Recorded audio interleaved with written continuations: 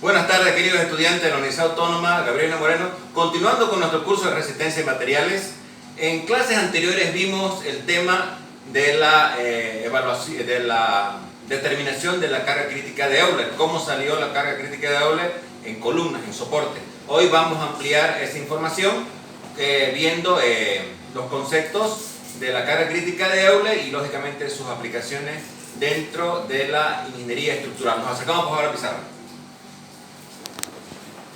Tenemos nosotros, bueno, el que descubrió el fenómeno del pandeo fue el famoso Leonhard Euler, en 1707-1783.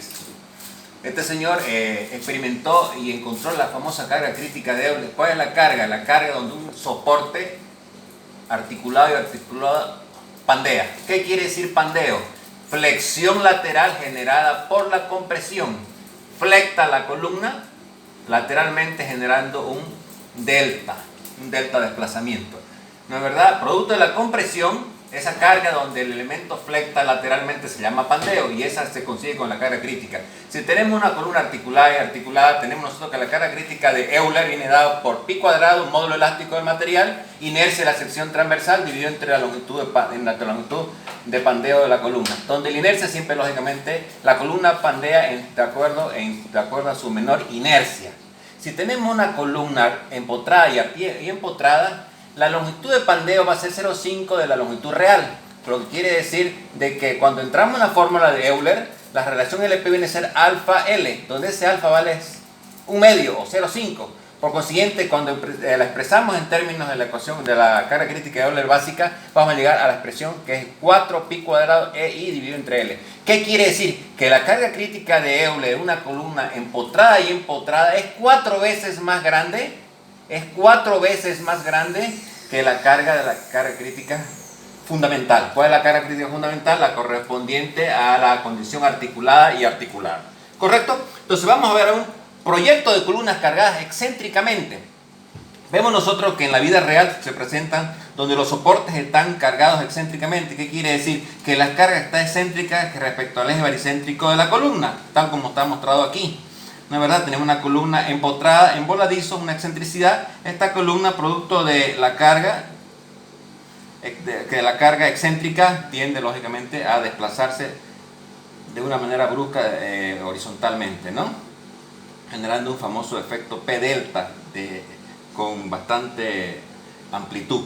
Ahora puede ser articulada y lógicamente la carga excéntrica, una excentricidad P, en una sección, vamos a considerar un perfil I metálico, con una línea neutra donde tenemos C1, C2, que son los puntos, las distancias de la línea neutra a la fibra más comprimida o la fibra más traccionada. Para calcular precisamente la tensión máxima generada por la carga excéntrica, viene dada por la famosa fórmula de la secante, que dice que igual a P partido entre A multiplicado por 1 más E por C dividido entre R cuadrado multiplicado por la secante de 1 sobre 2R raíz cuadrada de P partido entre AE, donde E es la excentricidad de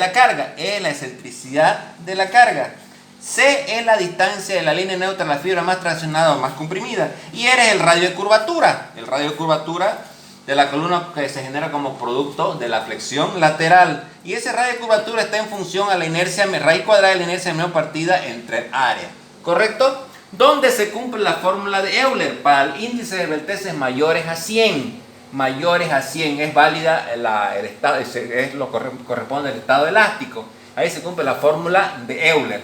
¿Correcto? Para límites, lambda límites a 100, se usa el método aproximado del código de Chicago y del código de la norma americana de metálicas, ¿correcto? El código de Chicago dice que la tensión por pandeo viene dada por 1600 menos 70 lambda, esto es en libra pulgada cuadrada, y en kilo centímetro cuadrado viene dado por esta expresión de aquí, ¿correcto?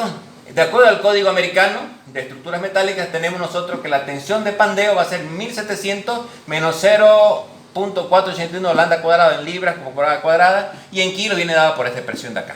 ¿Qué quiere decir? Si lo representamos en un gráfico modo de índice de Beltès versus tensión de pandeo, vamos a tener nosotros que la condición límite para adelante de 100 se cumple la fórmula de Euler, la famosa fórmula de Euler, y de aquí para acá se cumple la fórmula, es decir, se aplican las fórmulas aproximadas, que es el método aproximado del Código de Chicago y de la norma americana de estructuras metálicas. ¿Correcto? En este rango entonces se aplican las fórmulas aproximadas para calcular y dimensionar estructuras, columnas sometidas a cargas excéntricas. ¿Correcto? Acá tenemos un ejercicio o una teoría que se presenta lógicamente en la vida real, donde puedo tener dos columnas, una columna con dos inercias, inercia 1, una columna con una longitud L2, A2 y 2, y una columna que se hace más pequeña con su característica geométrica. Para calcular la carga crítica de Euler viene dada por pi cuadrado E, inercia de la columna más grande partida entre 4 veces L. L es la longitud total de la columna, L1 más L2. Dividido o multiplicado por 1, L2 dividido entre L, más L1 por I2 dividido entre L y 1, menos 1 sobre pi, E2, I2 menos 1, seno de L2 partido entre L. Si I1 es igual a I2, se cumple la carga crítica de Euler, la básica, ¿correcto? Si queremos nosotros calcular el delta desplazamiento como consecuencia del efecto de la aplicación de la carga, podemos expresarla con esta expresión, lambda 1 menos coseno de pi x dividido entre 2L, obedece a una función senoide. ¿Correcto? Entonces son fórmulas que se aplican en la vida real en el dimensionamiento de soportes, utilizando lógicamente los conceptos de la carga crítica de Euler y los conceptos que tienen que ver con el dimensionamiento de columnas intermedias, de mucha valía en la ingeniería estructural. Muchas gracias por su atención, queridos jóvenes.